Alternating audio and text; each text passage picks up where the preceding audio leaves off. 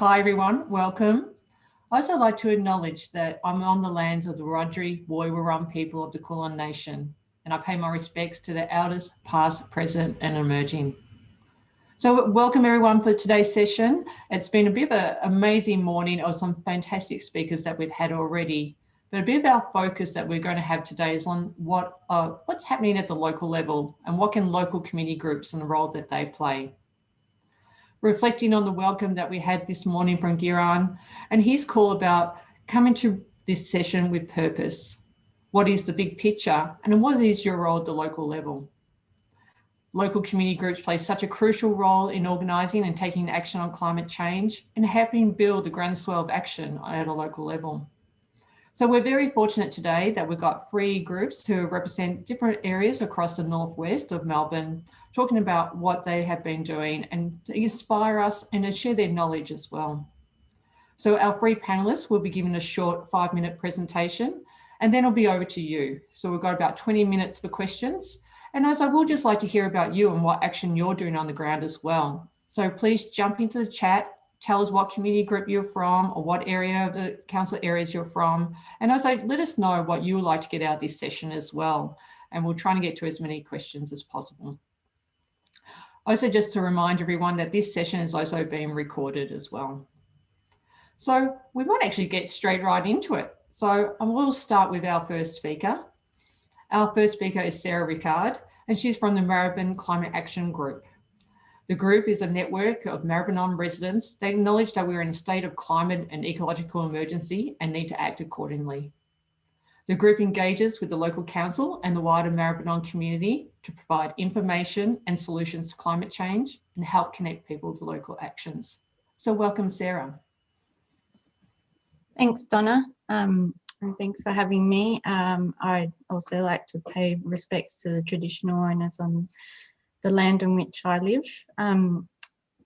As Donna said, Climate Action Maraban is a network of local residents. We're concerned about climate action and want to see action happen locally.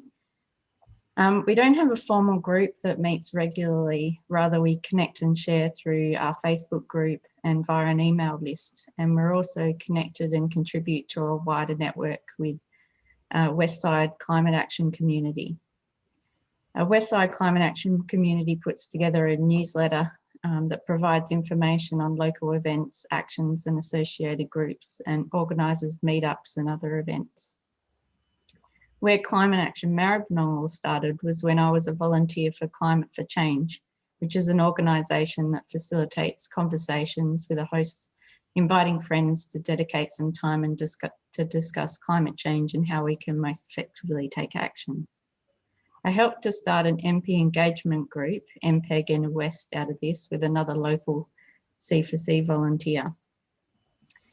This group was created to support people who'd been to a Climate for Change conversation, and we'd meet to discuss who we'd like to write to, set some time to write to them and discuss other actions we could do as a local group.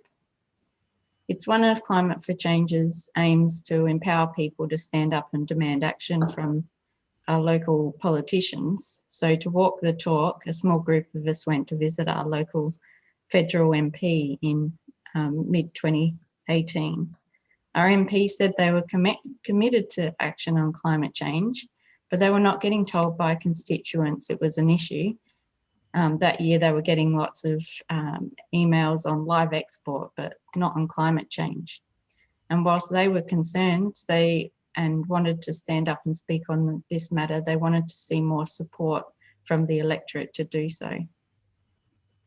We decided then that the MPEG group would pursue local council and see how they were engaging local residents on climate change.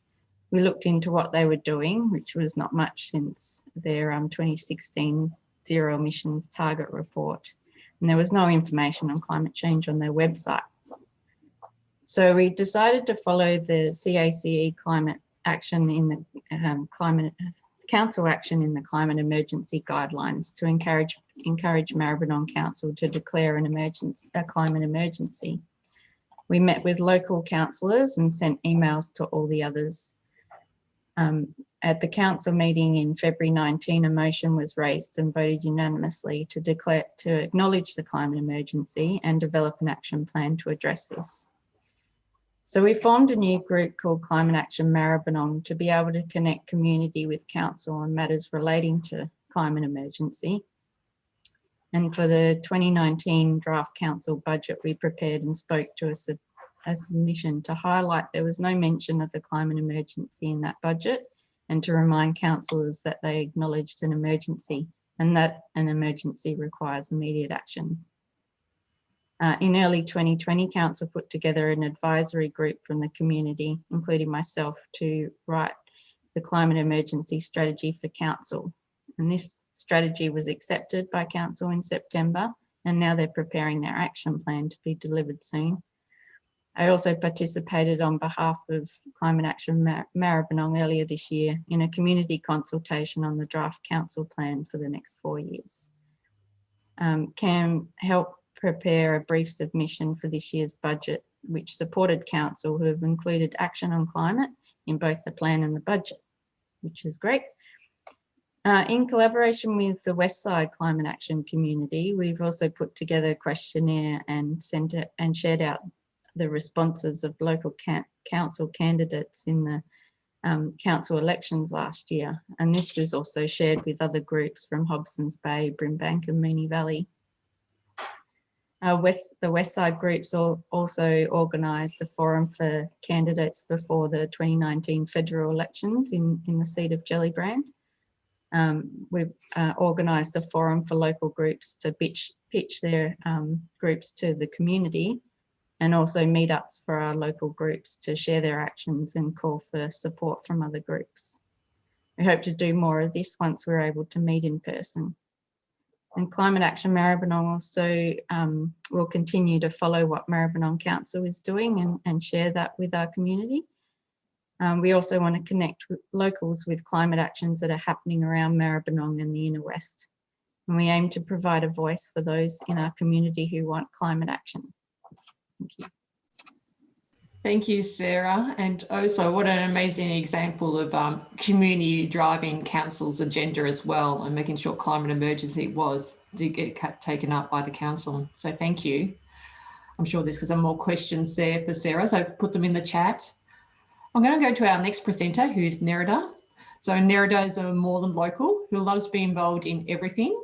She's a mum, an activist, a teacher, and she's also the founder of the Neighbours United for Climate Action. So I'll hand it over to you, Nerida, and give us a quick short presentation on the work that you've been doing.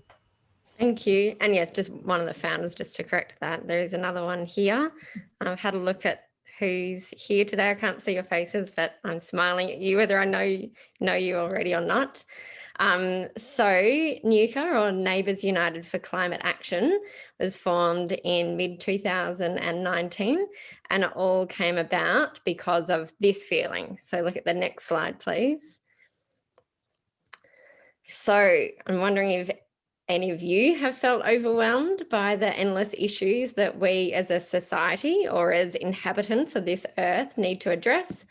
I know that I felt so overwhelmed that it was paralysing for me. You know, I cared about everything and I wanted to support every organisation and every campaign, but that's just not possible. So after a Climate for Change conversation at my friend Taryn's house, and she's here today, Taryn, the facilitator, and I came up with this idea. So next slide. So what if people in my area were actively involved in addressing all of the issues? You know, what if we broke up the enormity and the complexity of it all into bite-sized chunks? Next slide. So the idea is that, you know, if I knew that these friends over here were focusing on plastics and that those friends over there were addressing, you know, the rubbish along the creek, and these other neighbours over here were, you know, going to our local MP to keep, you know, trying to get better targets on our emissions reductions. You know, if I knew that everyone was on board and everyone's helping, covering all the different issues, then I would feel like I could just sink my teeth into just one issue. And I feel like that would be something that lots of other people would benefit from too, to be able to just focus on one thing. So better than that, we could actually be a network and support each other, amplifying each other's actions, celebrating each other's efforts. And so that's what NUCA is all about. So it's about building a connected and empowered community. And with our monthly newsletter, and now we've also got a WhatsApp chat group that we're just starting up now, we can share what each NUCA team is doing and let people know what quick and easy actions they can take to support each other. So if you do care about every single issue and want to support every campaign, at least this way there'll be a few easy actions, but you don't have to stay on top of everything. So we also in our newsletter provide information about other local news and events. And so in this way, we believe that we're making it easier and more meaningful for people to take action. You know, our members join a supportive network and they can customize climate action. You know, they pick an issue that really speaks to them. They can meet up with friends or neighbours whose company they enjoy, and they can do it in a way that suits them. So maybe it's in the park while the dogs are playing, or maybe it's around a coffee table while the kids are romping around in the background, or it might be in the pub after work. They don't have to fit in with the agenda and the schedule of some bigger existing organisation. And so this social aspect makes it more enjoyable, which is really important. So you want to keep doing it. And furthermore, by having a local focus, it's easier to get the results that we can all see, which is really satisfying. And that kind of action leads to real hope. So next slide, please. Now, this is just a small handful of some of our wins and actions so far. So we've got a pure team. So that's plastics use reduction and elimination. They did heaps of work, and in the end, it culminated in a successful budget submission to Moreland Council to fund a single-use plastic-free trial in local shops, supported by the Boomerang Alliance. We've got a growers team, and they've run some great events to raise some money and get community members involved and educated. And then they've used the money to buy seeds and seedlings that they've raised. So they've donated some to schools and done plantings there. And next month they're hosting a community planting session in Fawkner. And with some of our NUCA grant money, we're going to be providing a barbecue. We've got a public displays team. So they created a zero waste banner using old sheets and shirts. And now they're making boomerang bags for some local shops. We've got a schools team. And in 2018, in the lead up to the huge global strike, they developed resources that were adopted and shared by Australian Parents for Climate Action and School Strike for Climate. And we've got a local transport team, and they created an educational flyer that they put in letterboxes over the 2019 summer, encouraging people to water their newly planted council street trees and explaining what the benefits are. So that's just a few. There have been heaps and heaps. We had about 12 active teams at one point, and each of them had heaps of actions. That's just to give you a little taster. So next slide, please. And so another aspect of NUCA, as well as taking action, we also realise that we need to be, as a community and as individuals, we need to build skills, resilience and well-being, and improve our knowledge. And so we run a free community climate action series twice a month. It's generally free. Sometimes we do have to charge a very small amount that's normally subsidised by grants. And we've covered everything from, you know, divestment to composting to how to effectively engage your MP, to feminism in the climate emergency, traditional weaving, and pretty much anything and everything in between. We're taking a break next term, but then we'll be back, I'm sure. So you can also follow that series in our monthly newsletter. So next slide. And so that's pretty much the end of it.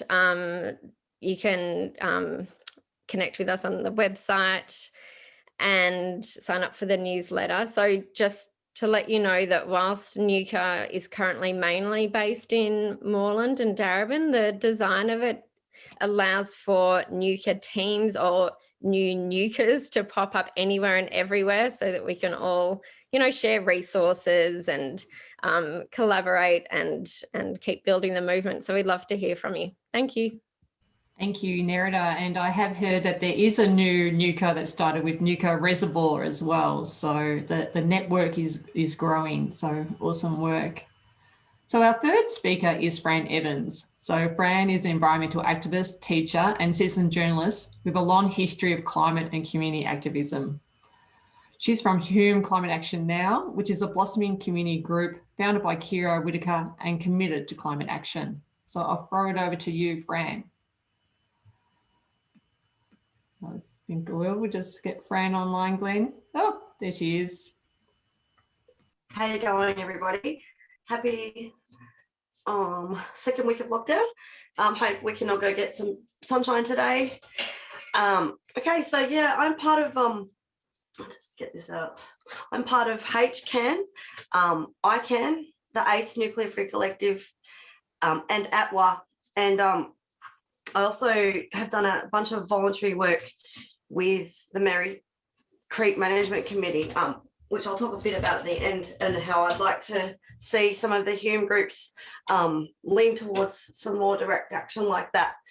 Anyway, so to start with HCAN, they're a very small group that started in 2018 as a result of Kira doing the Enviro Champs program. And this group is an amazing little core of positive energy. They've done countless number of film screenings, peaceful protests, letter writing nights, Zoom screenings during the lockdowns last year. And this is their mission statement, which we came together with. The last time we met in person was at the Jack Roper, sometime when we went lockdown, and we wrote the mission statement. So HCAN responds to systemic environmental problems and the climate emergency through solutions-focused advocacy, education, social media and events, organising the Hume community and collaborating with local government and other climate groups. So I just want to highlight a couple of things they did, which sounds a little bit like what the Nuka group does. In 2019, they screened Stop Adani, a mighty force, at the Broadmeadows Library, and the Climate Choir performed. They screened People Power versus Adani on Zoom last year in partnership with ACF Sunbury. They also screened 2040 at the Sunbury Cinema in 2019. They support the student climate strikes, and they're also a member of ATWA. And they had this great idea, which some of the fellow activists I work with have had the same idea, to ask the Hume Council to declare a climate emergency, which I'll come to in a second. And that's it for HCAN. So I'm also part of the council initiative called the Hume Sustainability Task Force. This is my third year. And in my first year, I put to the group that I would like us to make a recommendation to council to sign on to the ICAN nuclear test weapon ban. And so being part of that group is also voluntary, a bit like any other activist group, but it's a little bit more council tinged. So the group meets and they discuss interesting stuff, and then they can make recommendations to council. That year I joined, I was lucky enough to get into the group. I made that recommendation, and then months later, it went through, which was very exciting. I don't know if any of you guys know much about ICAN. You probably do. They championed the movement to make nuclear weapons illegal by creating the global campaign to achieve the adoption and entry into force of the landmark UN treaty that bans nuclear weapons. The treaty came into force in 2017 and actually got ratified this year in 2021 with the 50th members joining, which was the Honduras. So Hume Council signed on to that in 2019 after the wonderful Sustainability Task Force lobbied the council to do so.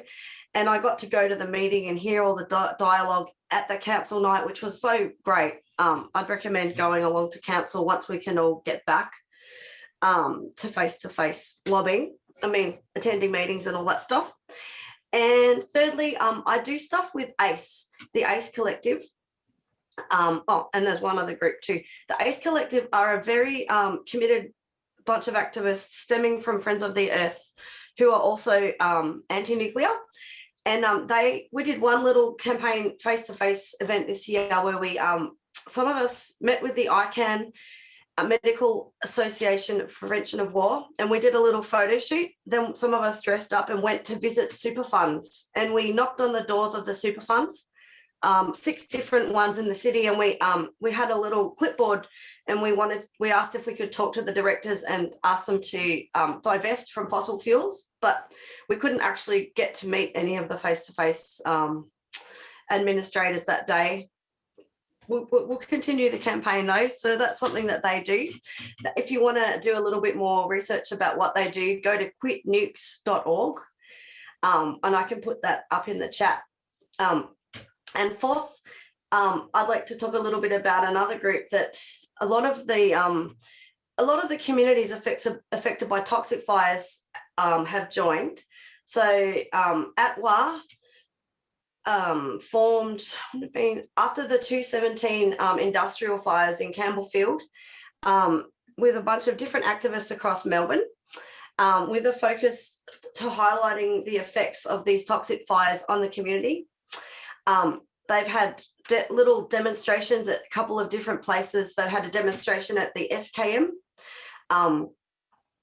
following one of the toxic fires, 219, and that brings me to a little clip that I had the joy of writing the soundtrack for, which you're about to see. There was a call out to kindergarten kids and primary school kids who were affected by those fires when their schools and kindies were shut down along the Maraban. And dozens of little children drew their experiences of the fires and wrote about how it was when their schools were shut down and when the river turned black. So ATWA made this little submission for the parliamentary inquiry about the Bradbury fires, and I made a soundtrack about it, to match the visuals. So ATWA is still active, and they're doing a lot of really important networking with the Bulla Toxics Network. So I can also put some links to what they're doing and when their next meetings are, which will be on Zoom as well. So any questions? Great, thanks. Well, maybe Fran, what we might do now, Glenn, if you want to forward to the video, and then we'll come back. Sorry, I was just, ATWA is the Anti-Toxic Waste Alliance. Anti-Toxic Waste Alliance. I'll send a link for it in the chat now. I'll send it after the clip. Thanks, Fran. No worries.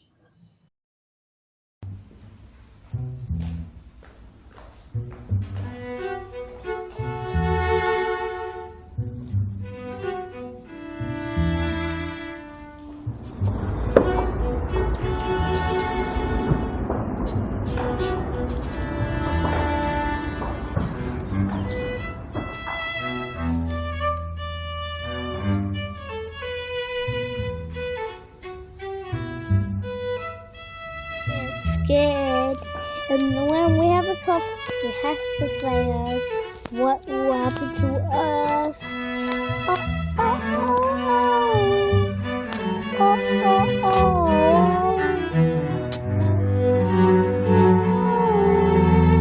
Oh, oh, oh. Now we can do, what do we do now? If there's only fires, won't that for true? Now we don't know always what to do. Oh, what do we do? Oh.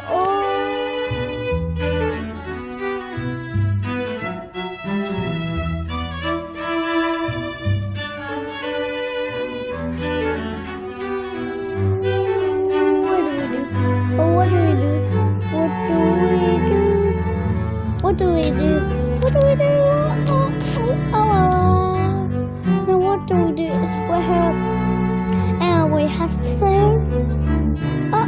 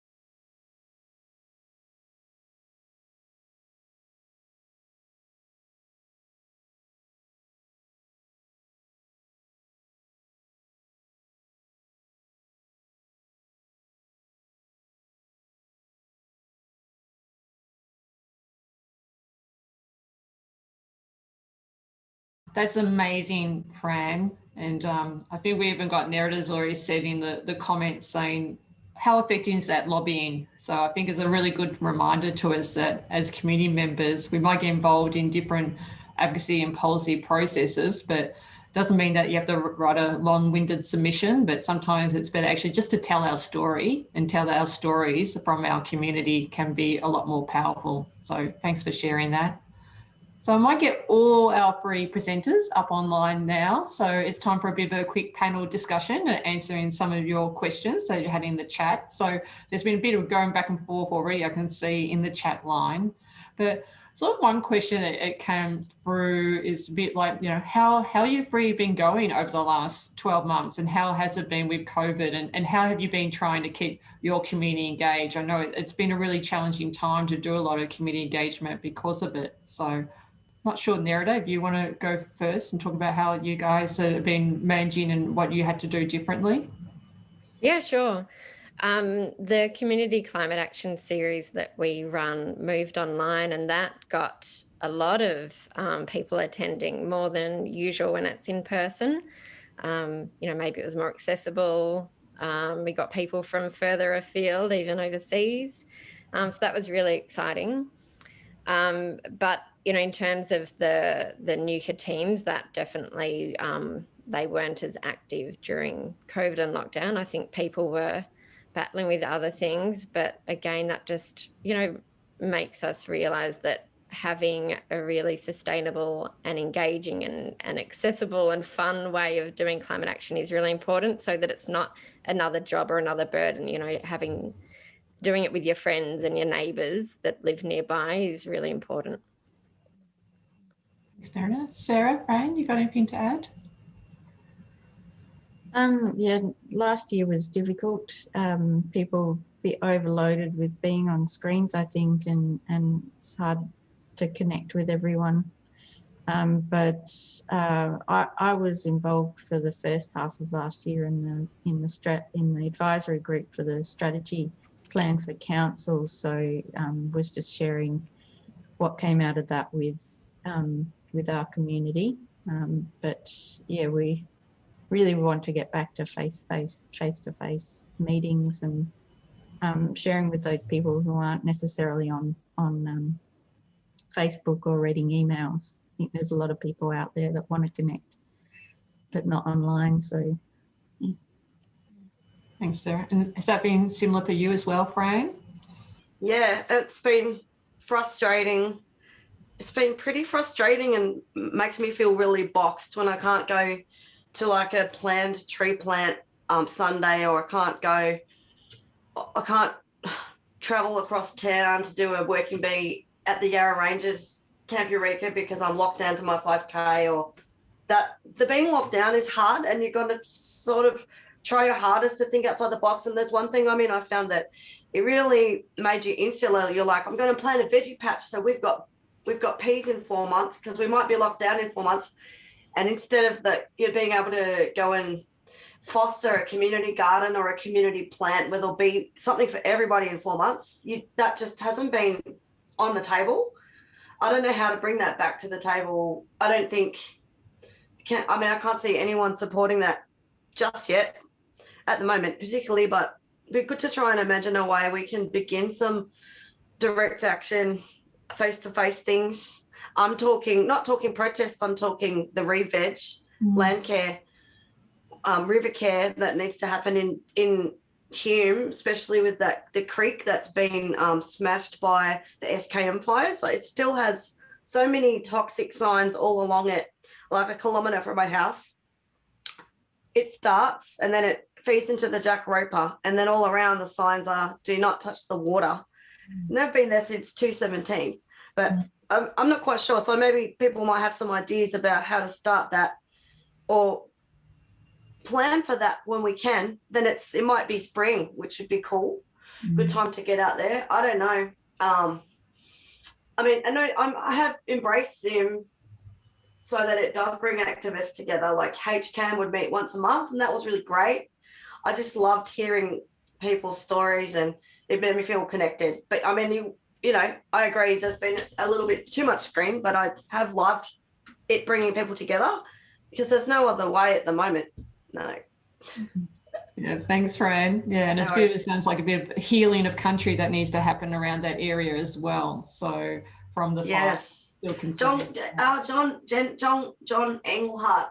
Does John want to have a little speak out about that? That's a great point you made about the Melston Creek feeding into the Mary Creek and the Yarra River. We need to learn about our catchments. Yeah. That's a nice comment, John. I might go on because we've got quite a few questions actually here. So I got another one like that we've got here is, I think it's from Sue. It's like, what would each of you say has been your most successful action to see climate change? Sarah, you did pretty well. It sounds like you got the council to pass the actual climate emergency action plan and acknowledge it. Well, I mean, I think it's huge for our community, but it actually was just the effort of a small group of people who chose to chat with their councillors. That's all it took really to let our local representatives know what was our concern and what they could do about it. And they took it on board and did something about it. So I think just connecting with those that represent you, whether it's local, state or federal, they want to hear from us. So, yeah. Good reminder. Nerida?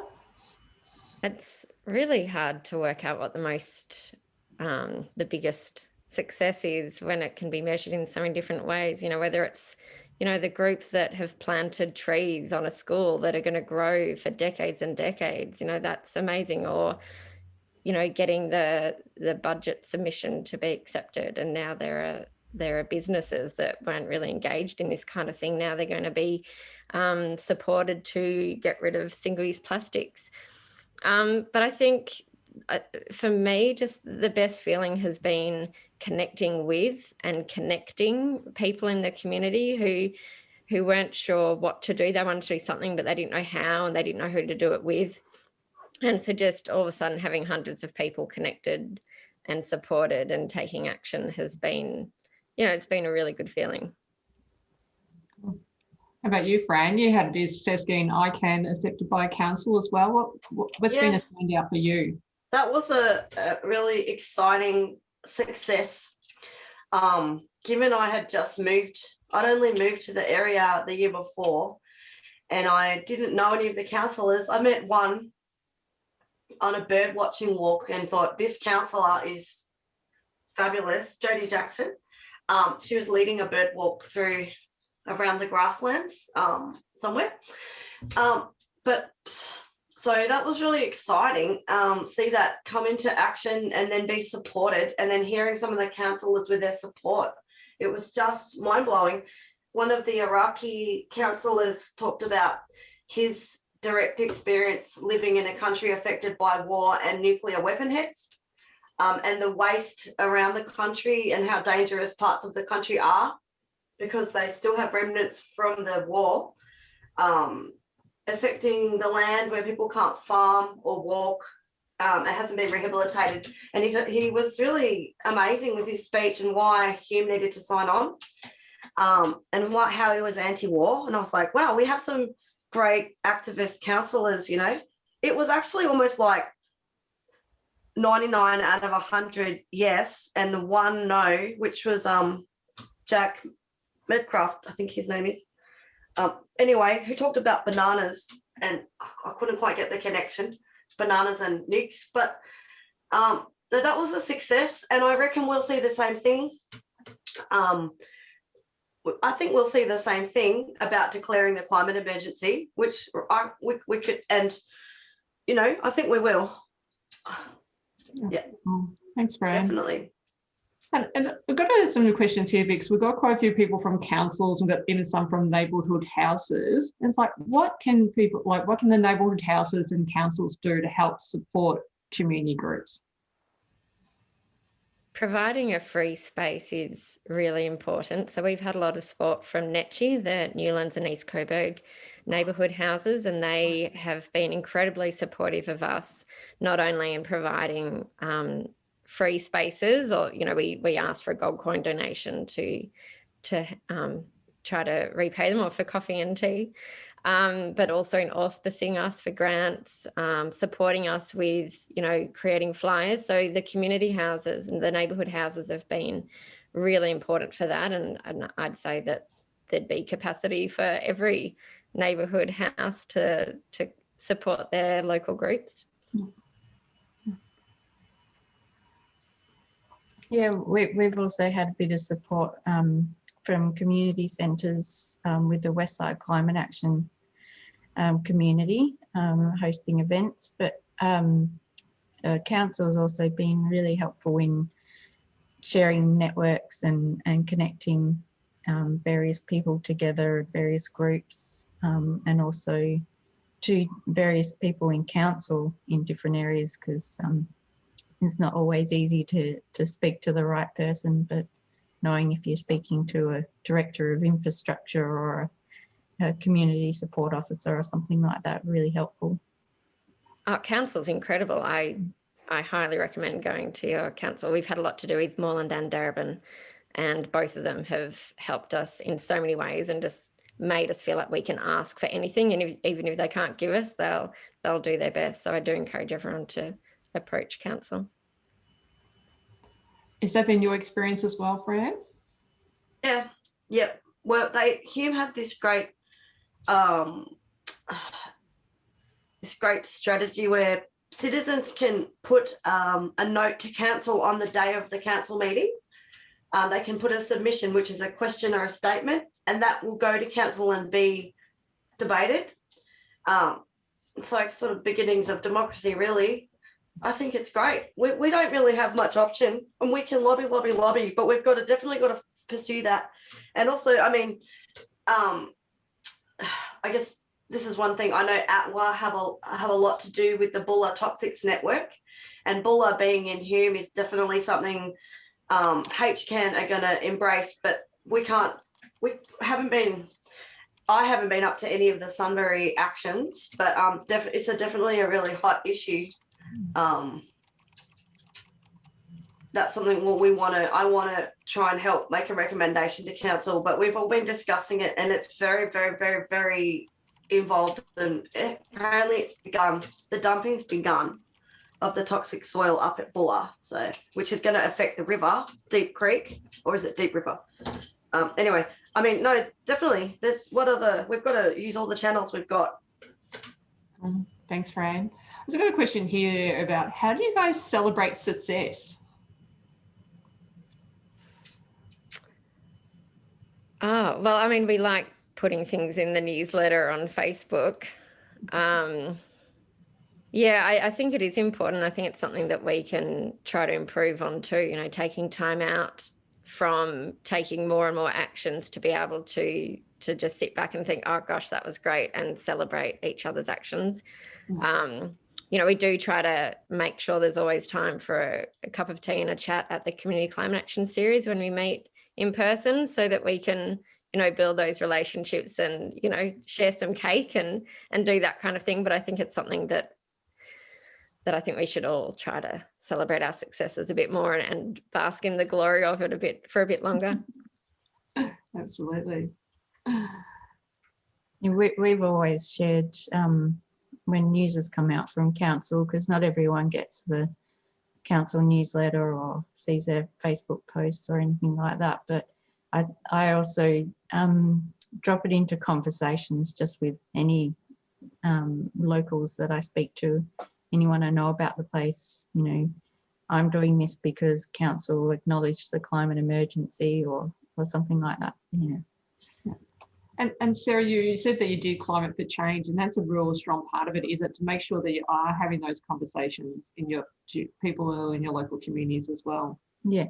If you know, if it just became a part of our daily conversations, then other people, I think, will feel more empowered to speak up about it and say that they're concerned, because not everyone knows that so many people out there are concerned and are worried about climate change, you know, and don't know what to do. But if we start talking about it, we can begin those discussions. Yeah, I've seen research about it. Actually, so many people are interested and concerned about climate change, but they think other people aren't, so therefore they don't have the discussions. So, yeah. Fran, how do you guys celebrate success?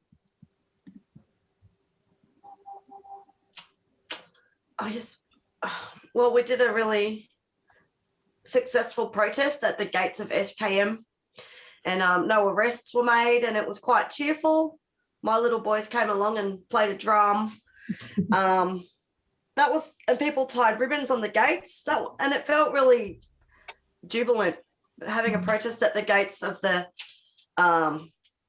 accident, and no arrests, and it was quite positive, and that was great. Brought together 4 different groups at least.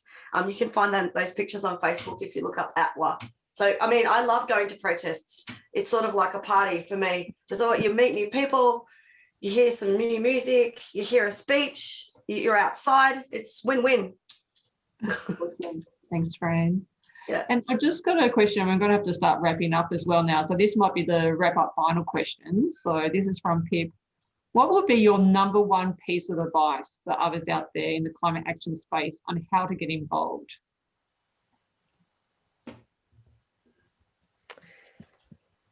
Fran, you've got the floor. Why don't you go first?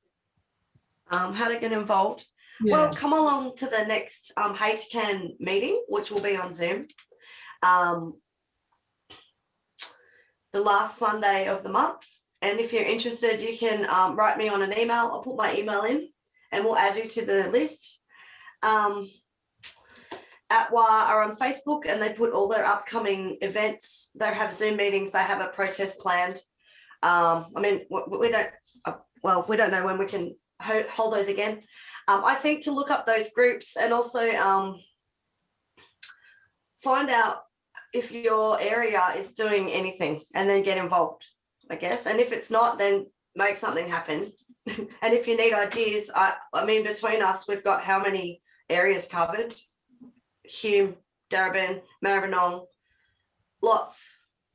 Huge, yeah. Awesome. Fran? Nerida, what's your number one piece of advice? I'd take the time to really think about what you're most passionate about so that when you commit to it, it is a commitment that you really want to honour and stick with. There are so many different issues and causes and campaigns and groups out there. So I'd definitely take the time to look at them all, explore your options and find the issue and the group that really, really connects with you so that you enjoy it and you want to stick with it. Thanks, Nerida. And Sarah? Yeah, I'll go back to conversations and suggest just bringing it up with whoever you're chatting with, because you never know who they're connected to or who they know. You might be in the shop and speak to the shopkeeper about something and they say, oh, well, do you know about this group that's got a poster in the window? Or even calling up council and asking, do you know any groups that I can connect to, because they've got a network there that they can plug you into. So yeah, just conversations. Awesome. Great. Well, talking about conversations, thank you very much to Sarah, Nerida and Fran for the conversation today. Lots of love going on in the chat field and people keep on pointing in there. As Fran mentioned, if you do want to exchange emails or anything like that to get in contact, please put that in the chat as well. While we're wrapping up and saying thank yous, I'd also like to thank you, Tiffany Harrison. So she's from the Maraban Council and she actually helped put this session together and been helping out in the chat room. So thank you as well, Tiffany.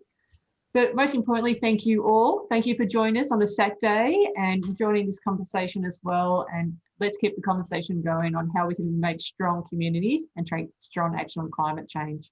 So we're about to zip back into the main room. You exit on here, then there's a 10-minute break, and then we'll be coming back with our film that we'll be showing.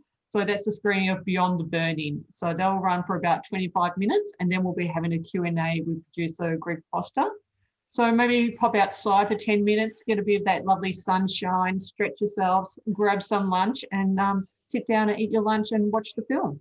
So thanks, everyone.